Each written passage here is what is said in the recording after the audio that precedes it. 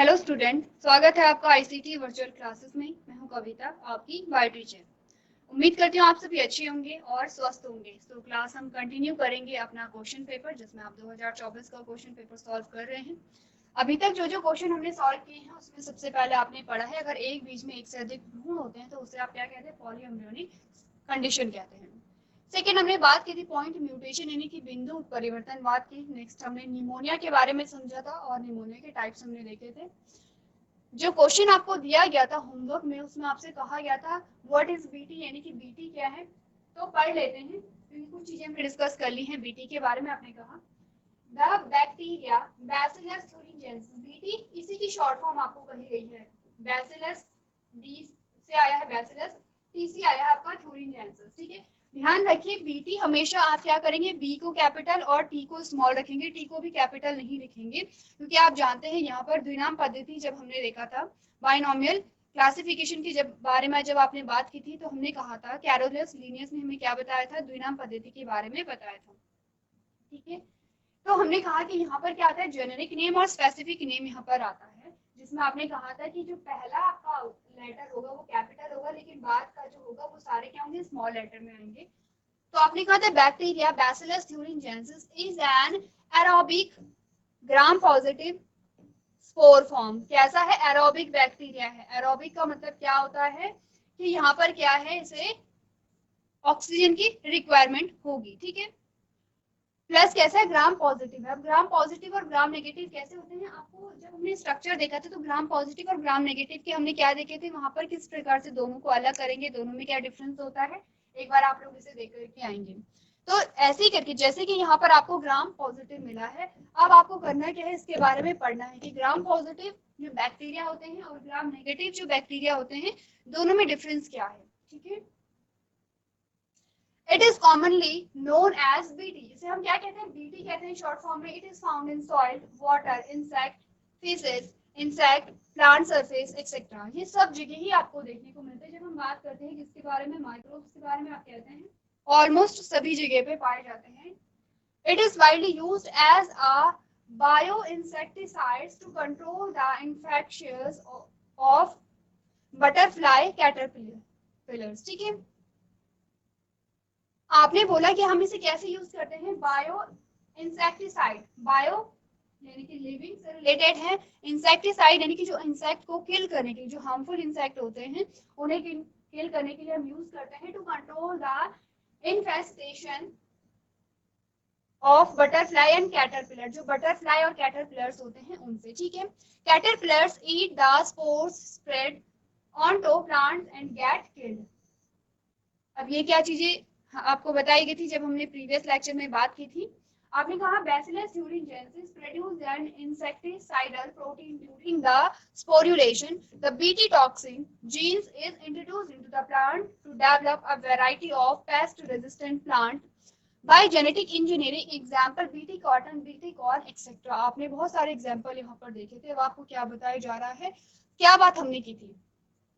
आपने कहा था कोई एक बैक्टीरिया है, कोई एक बैक्टीरियल सेल है। ठीक है, बैक्टीरियल सेल में आपने कहा कि कुछ इस प्रकार का जीन, यहाँ पर क्या है? इस प्रकार का जीन है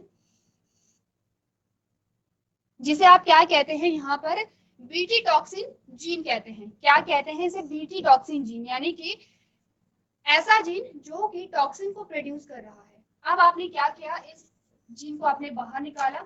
जब बाहर निकाला तो इसे आपने क्या कर दिया? ये प्लांट है, लीफ बना लेते हैं फॉर एग्जांपल। ठीक है, ये प्लांट है और आपने इसके अंदर इसे क्या कर दिया है? इंसर्ट कर दिया है। ये है बीटी टॉक्सिन। जैसे ही कोई इंसेक्ट आया, उसने इस इंसेक्ट को खाया, तो अब ये जो बीटी टॉक्सिन जीन है, अभी ध्यान रखिए बीटी टॉक्सिन अभी बना नहीं है, सिर्फ जीन की बात हो रही है, क्योंकि जीन एक्टिवेट कब होगा? जब इसे क्या मिलेगा? वहां पर पीएच, जो अधिक पीएच वहां पर मिलता है। जैसे ही क्या हुआ? किसी इंसेक्ट ने इस प्लांट को खाया, हम यहाँ पर कॉटन का एग्जाम्पल ले लेते हैं। जैसे इस प्लांट को खाया, वैसे ही क्या होता है? उसकी बॉडी में ये जो बीटी टॉक्सिन जीन है वो इंसर्ट कर जाता है और वैसे ही एक्टिवेट होगा। और जैसे ही एक्टिवेट होगा, ये क्या करेगा? टॉक्सिन प्रोड्यूस करेगा। टॉक्सिन प्रोड्यूस करके सबसे पहले क्या करता है? जो गट होती है, इंसेक्ट की जो गट होती है, उसमें बहुत सारे छेद कर देता है, बहुत सारे पोर्स कर देता है। इसकी वजह से जो इंसेक्ट होता है उसकी डेथ हो जाती है और आप देखते हैं कि जो आपकी फसल है यानी कि जो कॉटन प्लांट है उनकी इंसेक्ट से क्या हो जाती है, रक्षा हो जाती है। अब एक और चीज यहाँ पर आई थी जिसमें आपने जेनेटिक इंजीनियरिंग कहा था। जेनेटिक इंजीनियरिंग के बारे में हमने प्रीवियस लेक्चर में कुछ चीजें डिस्कस की थी, क्या होती है जेनेटिक इंजीनियरिंग। एक्चुअली में जेनेटिक इंजीनियरिंग में हम क्या करते हैं, रिकॉम्बिनेंट डीएनए टेक्नोलॉजी का यूज करते हैं। ठीक है, क्या होती है रिकॉम्बिनेंट डीएनए टेक्नोलॉजी? अगर सिंपल से वर्ड्स में मैं कहूँ तो मैंने कहा कि रिकॉम्बिनेंट डीएनए यानी कि डीएनए में एक नया कॉम्बिनेशन, जिसे आप रिकॉम्बिनेशन कह रहे हैं। री का मतलब होता है पुनः, कॉम्बिनेशन मतलब संयोजन। एक नया कॉम्बिनेशन जब हम डीएनए में डालते हैं उसे आप कहते हैं रिकॉम्बिनेंट डीएनए। तो नए कॉम्बिनेशन को आप कैसे डालेंगे? आपने कहा एक ऑर्गेनिज्म से आपने जीन को लिया और दूसरे ऑर्गेनिज्म के डीएनए में उसे फिट कर दिया है। तो आपने कहा कि जो दूसरा आपके पास ऑर्गेनिज्म आया उसका जो जेनेटिक मटेरियल था उसमें एक नया कॉम्बिनेशन आ गया, क्योंकि फॉरेन डीएनए आपने वहां पर इंसर्ट कर दिया है। लेकिन ये जो रिकॉम्बिनेंट डीएनए टेक्नोलॉजी होती है इसका एक रीजन होता है, इसीलिए इसे कराया जाता है। क्लियर है? अब आपने यहाँ पर जेनेटिक इंजीनियरिंग या रिकॉम्बिनेंट डीएनए टेक्नोलॉजी पढ़ी होगी, इससे रिलेटेड आपके पास आगे क्वेश्चंस आएंगे जिसमें हम डिटेल में बात कर सकते हैं इन सारी चीजों के बारे में। चलिए अब नेक्स्ट क्वेश्चन की बात करते हैं, क्वेश्चन नंबर 6। चलिए ये 1 नंबर के क्वेश्चन आपके पास है, अब आपके पास 2 नंबर के क्वेश्चन आने शुरू हो गए हैं। आप क्या करेंगे, ये आपका क्वेश्चन है और ये आपको आगे क्या दिखा रखा है, नंबर दिखा रखा है कि कितने नंबर का क्वेश्चन आपके पास ये दिया गया है। आपसे क्वेश्चन में कहा गया है स्त्री के अंडाशय की आरेखीय काट का नामांकित चित्र बनाइए, वर्णन की आवश्यकता नहीं है। क्वेश्चन कह रहा है कि आपको एक्सप्लेन करने की आवश्यकता नहीं है।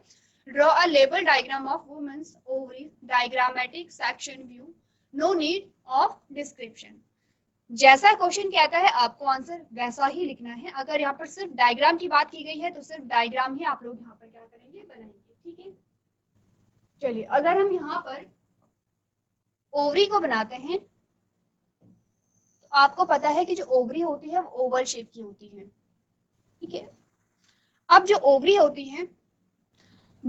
होती है यहाँ पर वो 2 पार्ट में आप इसे कह सकते हैं। एक तो ये पूरा पोर्शन आपका आ जाता है जिसे हम यहाँ पर क्या कर रहे हैं, कलर कर रहे हैं, इसे आप कहते हैं स्टोमा। ये पूरा पोर्शन आपका आता है स्टोमा।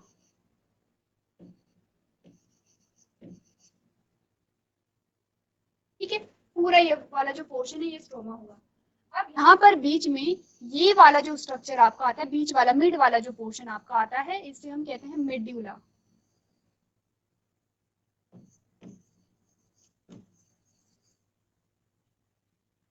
ठीक है, मेड्यूला।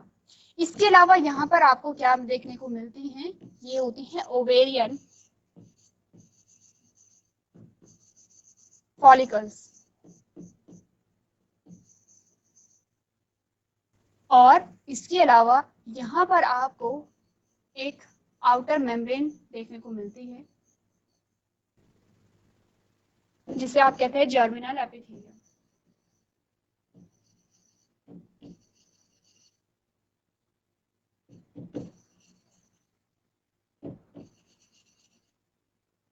ये आपका आता है पूरा ओवरी का स्ट्रक्चर। ठीक है, अब देखिए जो ओवेरियन फॉलिकल्स होती हैं, यही ओवेरियन फॉलिकल्स आगे चल के क्या बनाती हैं, यही जो ओवेरियन फॉलिकल्स होती हैं ये आगे चल के क्या बनाएंगी, एग सेल को बनाती हैं, या जिसे आप क्या कहते हैं, ओवम भी कहते हैं। ओवम लिखिए, एग सेल यहाँ पर, ओवम ज्यादा करेक्ट वर्ड होगा यहाँ पर। क्या बनाती है, ओवम, जिसे आप क्या कहते हैं, फीमेल गैमेट कहते हैं। कैसे बनाती है, क्या चीजें हमने पढ़ी थी, हमने कहा था कि यहाँ पर क्या होता है, जो ओव्यूल होता है, ओव्यूल के अंदर आपने कहा कि एक सेल होगी जिसे आप मेगास्पोर मदर सेल कहेंगे। ठीक है, मेगास्पोर मदर सेल। अच्छा, ये प्लांट्स की बात हम कर रहे हैं, आपसे जो पूछा गया है वो पूछा गया है ह्यूमन से। ठीक है, अगर हम ह्यूमन की बात करें कि ह्यूमन में किस प्रकार से जो फीमेल गैमेट है उसका फॉर्मेशन होता है, तो आपको कहा जाता है कि यहाँ पर जो ओवेरियन फॉलिकल्स होती हैं, तो प्राइमरी जो फॉलिकल्स होती है वो प्राइमरी फॉलिकल्स वहां पर बन जाती हैं। प्राइमरी फॉलिकल्स जब बनती हैं, ये कब बनती हैं, जब जो फीमेल होती है अपनी मदर के वूम में होती है। अब वो जो वहां पर जो प्रोसेस है वहीं पर रुक जाएगी, जो फॉर्मेशन ऑफ फीमेल गैमेट की जो प्रोसेस स्टार्ट हुई थी वहीं पर रुक जाएगी। अब जब फीमेल का बर्थ होता है और वो टीनेज तक आती है तब तक वो प्रोसेस रुकी होती है। जैसे ही फीमेल टीनेज में आती है वैसे ही यहाँ पर क्या होता है, जो प्राइमरी फॉलिकल्स थी वो सेकेंडरी फॉलिकल्स में, फिर टर्शरी फॉलिकल्स में, उसके बाद ग्राफियन फॉलिकल्स में कन्वर्ट हो जाती है और लास्ट में ग्राफियन जो फॉलिकल्स होता है वो रैप्चर्ड होता है, जिससे आपका ओवम निकल जाता है और रेस्ट पार्ट आपका क्या रह जाता है, वहां पे कॉर्पस ल्यूटियम रह जाता है। ठीक है, तो ये सारी चीजें हमने तब पढ़ी थी जब हम गैमेट का फॉर्मेशन वहां पर पढ़ रहे थे। तो चलिए आपको करना क्या है, डायग्राम बनाइए, आपकी कॉपी में जो भी लेबलिंग थी उसे आप यहाँ पर कर सकते हैं।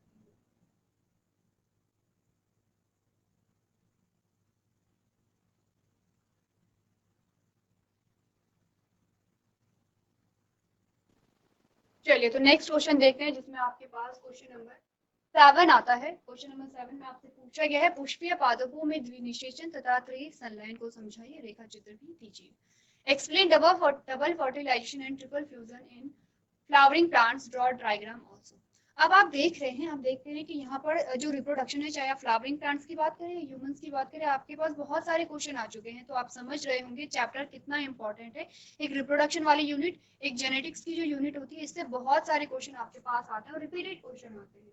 तो इससे पहले हम डबल फर्टिलाइजेशन और ट्रिपल फ्यूजन को देखें, थोड़ा सा हम बात कर लेते हैं यहाँ पर ओवरी के बारे में और ओव्यूल के बारे में। ठीक है, प्लांट में आपने कहा कि जो पूरी ओवरी होती है, इस प्रकार से पूरी जो ओवरी है, ओवरी के अंदर ही आपने कहा ओव्यूल है। ठीक है, ओवरी के अंदर ही ओव्यूल है और ये इस प्रकार से जुड़ा हुआ है, किससे, ये प्लेसेंटा है इस प्रकार से, और प्लेसेंटा से ये प्लेसेंटा है, ये फ्यूनिकल है, यहाँ पर आप हाइलम की बात करते हैं, इसी के साथ इंटेग्यूमेंट भी आ जाती है। तो हम सिर्फ यहाँ पर ओव्यूल को देखेंगे, सिर्फ ओव्यूल को हम देखेंगे। आप जान रहे हैं ये सारे स्ट्रक्चर जो हम पढ़ रहे हैं ये ओवरी के अंदर पढ़ रहे हैं। ठीक है, तो अब हम यहाँ पर बनाएंगे ओव्यूल का स्ट्रक्चर।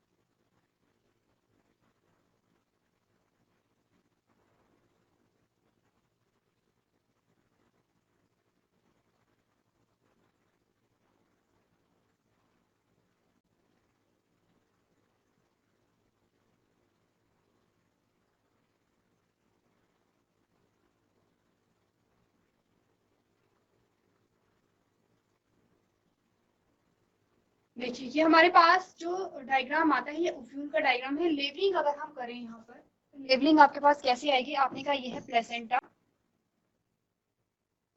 ये है प्लेसेंटा, ठीक है, ये है फ्यूनिकल, ये है हाइलम, ये है इंटेग्यूमेंट, ये है आपका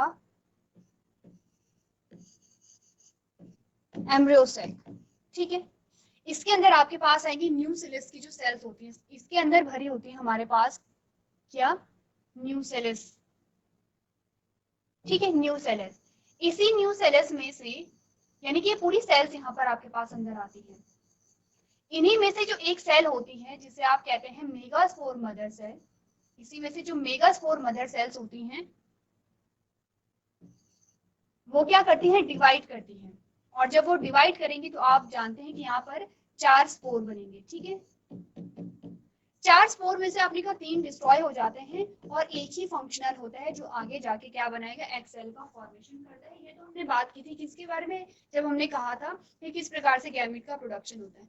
अब हम जान चुके हैं, जब हमने कहा कि ये जो स्पोर बनेंगे, इसके बाद ये यहाँ पर जो एक्सेल होती है आपके पास क्या आती है, यहाँ पर 7 सेल स्टेज आती है। ठीक है, 7 आपके पास सेल्स आएंगी प्लस 8 न्यूक्लियस यहाँ पर आपको देखने को मिलते हैं, जिसमें आप देखते हैं फर्टिलाइजेशन और ट्रिपल फ्यूजन को। ट्रिपल फ्यूजन को आप डबल फर्टिलाइजेशन के नाम से भी जानते हैं। अब कैसे हम करते हैं, ये है ओव्यूल। ओव्यूल में आपने कहा 3 सेल यहाँ होती हैं, जो कि हमने कुछ देर पहले अभी डिस्कस की थी। ये 3 सेल ये हैं, 2 पोलर न्यूक्लियाई आपके पास ये आते हैं, 3 सेल आपके पास ये आती हैं। आपने कहा इन दोनों को हमने कहा था सिनर्जिड और इसको हमने कहा था एग सेल। ये आपके पोलर न्यूक्लियाई कहलाते हैं और ये जो तीनों सेल होती हैं इन्हें आप कहते हैं यहाँ पर एंटीपोडल सेल। ठीक है, अब हमने कहा कि यहाँ पर क्या होगा,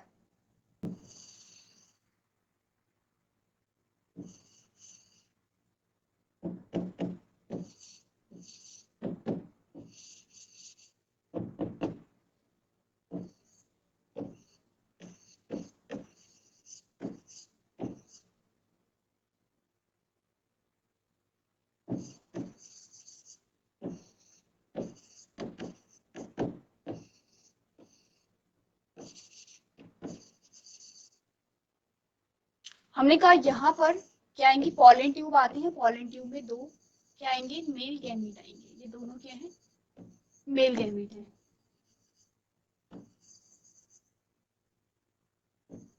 आपने कहा इनमें से एक जो गैमेट फ्यूज होता है वो होता है किसके साथ, एग सेल के साथ फ्यूज होगा। ठीक है, और दूसरा जो गैमेट होता है वो यहाँ पर पोलर न्यूक्लियाई के साथ फ्यूज होता है। तो जो चीज यहाँ पर हुई, जो चीज आपने यहाँ पर देखी, उसे हम क्या कहेंगे, यहाँ पर फर्टिलाइजेशन कहेंगे।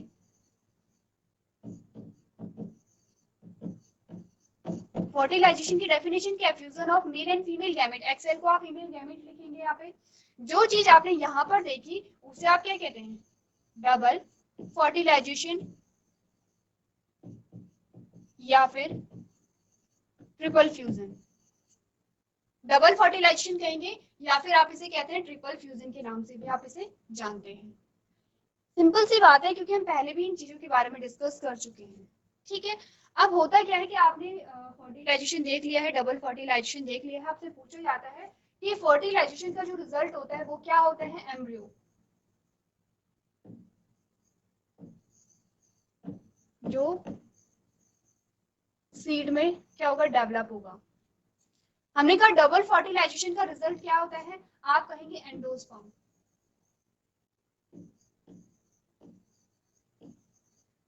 जो कि इसे क्या देगा, न्यूट्रिशन देगा।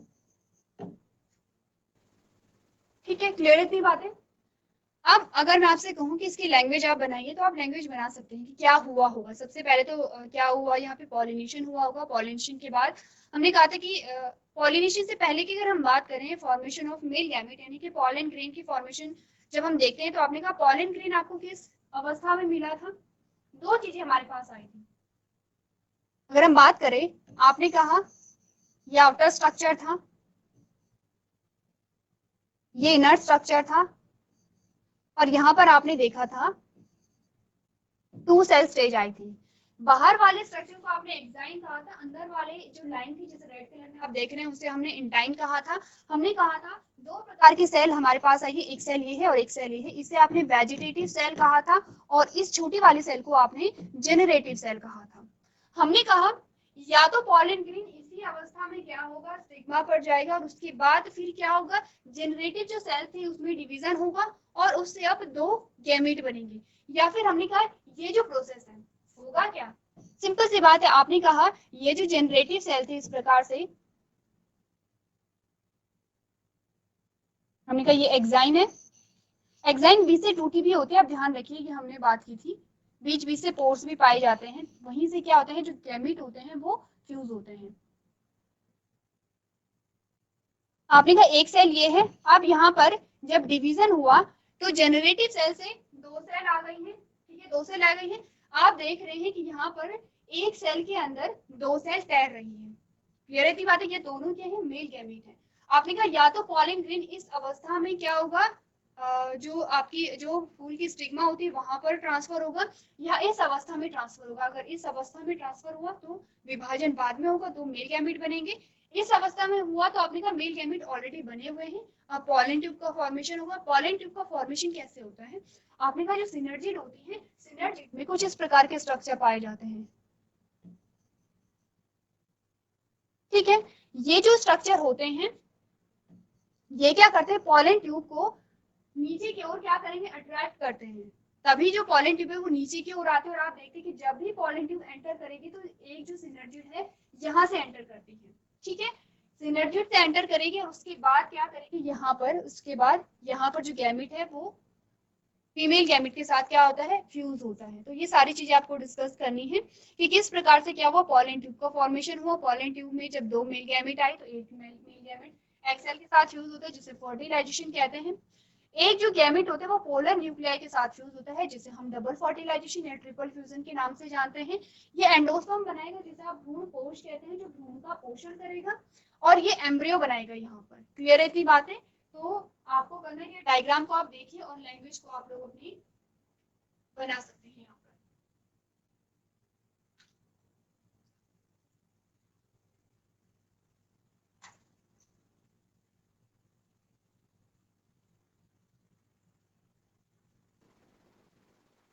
चलिए, तो नेक्स्ट क्वेश्चन को देखते हैं। आपको ध्यान क्या देना होगा, अगर हम इस क्वेश्चन की बात करें, इसमें आपसे कहा था सिर्फ आपको क्या बनाना है, डायग्राम बनाना है, आपको एक्सप्लेन करने की आवश्यकता नहीं है। इस क्वेश्चन में आपसे क्या कहा गया है, आपको सबसे पहले डेफिनेशन भी देने की, पुष्पीय पादपों में द्विनिषेचन और त्रिनिषेचन को क्या करिए, समझाइए, डेफिनेशन भी लिखनी है। उसके बाद डायग्राम भी आपको यहाँ पर बनाना है। अगला प्रश्न देखते हैं, और ये जो क्वेश्चन आपके पास आया था, ये जो क्वेश्चन आपके पास आया था, ये आपके पास एमसीक्यूज में भी पूछा गया था। आपसे कहा गया था चिकित्सीय सगर्भता समापन क्या है, इसके 2 प्रभाव बताइए। What is medical termination of pregnancy, जिसे एमटीपी भी कहते हैं, राइट इट्स टू इम्पैक्ट। ठीक है, अब आपने कहा था मेडिकल, वहां पर आपसे पूछा गया था मेडिकल टर्मिनेशन की ये जो चीजें थी ये कब से लागू की गई, और यहाँ पर आपसे डेफिनेशन पूछी गई है। आपने कहा, नाम ही आपको बता रहा है, medical termination of pregnancy is a voluntary or intentional termination of pregnancy before full terms। ठीक है, आपने कहा कि यहाँ पर क्या है, intentionally ये क्या किया जाता है, termination किया जाता है। It can be either through a medical abortion, या तो abortion के थ्रू कराया जाता है, which is a type of a non-surgical abortion in which a abortifacient pharmaceutical drugs are used to induce abortion or termination of pregnancy. An oral preparation for medical abortion is commonly referred to as a abortion pills. Apart from this means, abortion can also be done surgically. Medical termination of pregnancy is legal up to 20 weeks of pregnancy. कब तक legal है, आपने कहा 20 week तक क्या है, legal है। अब आप समझ रहे हैं कि क्या होता है एमटीपी। इजी है, यहाँ पर बहुत ज्यादा आपको समझने की जरूरत नहीं है, आप पढ़ेंगे आपको समझ आ जाएगा। अब आते हैं अपने क्वेश्चन पे, जो कि आपका फिर से आ रखा है 2 नंबर का क्वेश्चन है, जेनेटिक्स से आया है। ये सेम क्वेश्चन आपसे पूछा गया था एमसीक्यूज में, वहां पर आपसे रेशियो पूछा गया था, आपको सिर्फ ऑप्शन को सिलेक्ट करना था।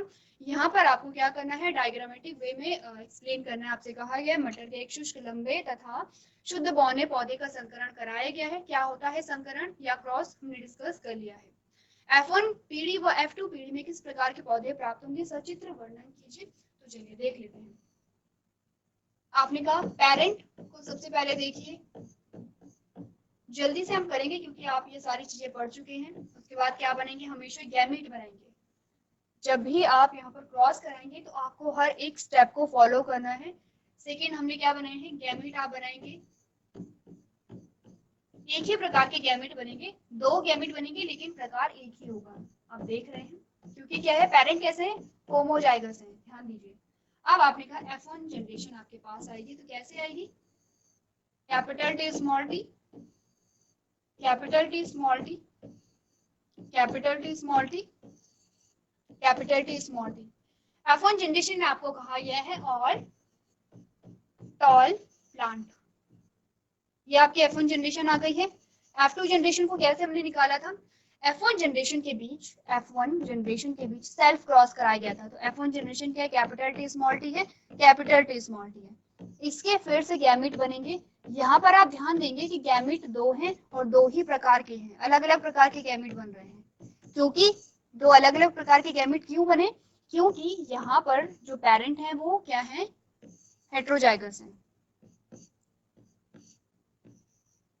कैपिटल टी आया है, कैपिटल टी स्मॉल टी है, ये है कैपिटल टी स्मॉल टी और ये है स्मॉल टी, जिसमें आपने कहा 3 तो टॉल हैं, एक है ड्वार्फ यानी कि बोना। इसमें भी आपके पास वैरायटी आती है जिसमें आप कहते हैं ये जो 2 टॉल हैं ये कैसे हैं, यहाँ पर होमोजाइगस हेटेरोजाइगस टॉल हैं। कैसे हैं? हेटेरोजाइगस टॉल हैं।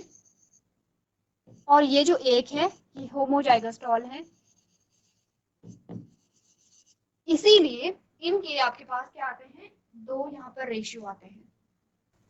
इनके 2 रेशियो कौन कौन से आते हैं? एक तो आता है फिनोटाइपिक रेशियो 3:1, आपने कहा 3 लंबे थे एक छोटा था।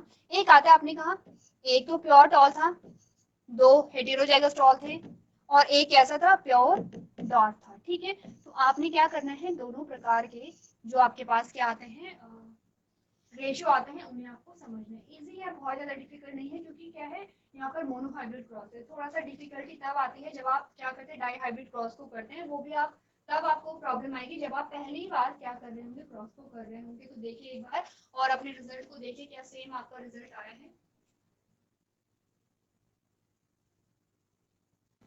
चलिए क्लियर है, तो अभी तक 2 नंबर के क्वेश्चन ही आप लोग सॉल्व कर रहे हैं। नेक्स्ट जो क्वेश्चन आपके पास आता है ये भी 2 नंबर का क्वेश्चन है, इसे पढ़िए। आपने कहा लिंग निर्धारण क्या होता है, मानव में लिंग निर्धारण का उल्लेख कीजिए, रेखा चित्र भी लीजिए। What is sex determination, mention the sex determination in human being, also draw line diagram. आपको कहा गया है कि जो लिंग निर्धारण है वो क्या होता है, मानव में किस प्रकार से होता है, आपको रेखा चित्र के द्वारा दर्शाना है। ये भी बहुत इजी क्वेश्चन है, ठीक है, बहुत ज्यादा डिफिकल्ट नहीं है, बहुत इजी क्वेश्चन है। ये आपके लिए होमवर्क में होगा, आप लोग होमवर्क में करेंगे। उसके बाद नेक्स्ट जो हमारा लेक्चर होगा हम सबसे पहले इस क्वेश्चन को डिस्कस करेंगे। तो एक बार अगर हमने 10 यहाँ पर 10 क्वेश्चन हमने सॉल्व कर लिए हैं, एक बार आप एनालिसिस करेंगे, आप देखेंगे मैक्सिमम क्वेश्चन कहाँ से आए हैं। ये आपका रिप्रोडक्शन से क्वेश्चन आया है, ठीक है, ये आपका जेनेटिक्स से क्वेश्चन आया है, ठीक है, ये भी आपका जो रिप्रोडक्टिव हेल्थ है उससे रिलेटेड क्वेश्चन है, ये भी आपका रिप्रोडक्शन इन फ्लावरिंग प्लांट से रिलेटेड है, ये भी रिप्रोडक्शन इन फ्लावरिंग प्लांट से रिलेटेड है, ठीक है। ये जो क्वेश्चन आपका आता है इसमें आपने जब पढ़ा था बायोटेक्नोलॉजी का जो यूज है उसके बारे में आपने पढ़ा था, ठीक है। ये आपका फिर से आ जाता है जब हमने जेनेटिक पढ़ी थी, तो जेनेटिक्स से रिलेटेड क्वेश्चन आपके पास आया था। ये वाला क्वेश्चन जो है ये फिर से आपका आ जाता है रिप्रोडक्शन इन फ्लावरिंग प्लांट्स। अब आप क्या देख रहे हैं, आपको जो 2 चैप्टर हैं वो आप 2 चैप्टर से आपको या 2 यूनिट से आपको बहुत ज्यादा क्वेश्चन देखने को मिले हैं। एक हम कह रहे हैं रिप्रोडक्शन वाले यूनिट और एक हम कह रहे हैं जेनेटिक वाले यूनिट, जिससे आपको रिपीटेड क्वेश्चन देखने को मिल रहे हैं। इंपॉर्टेंट यूनिट हो जाती है, आपको क्या करनी है, अच्छे से समझनी है। तो आज के सेशन में हम इतना ही करेंगे, जो क्वेश्चन आपको होमवर्क में दिया है वो आप लोग घर से करके लेके आएंगे। तो अभी तक क्लास में बने रहने के लिए आपका धन्यवाद।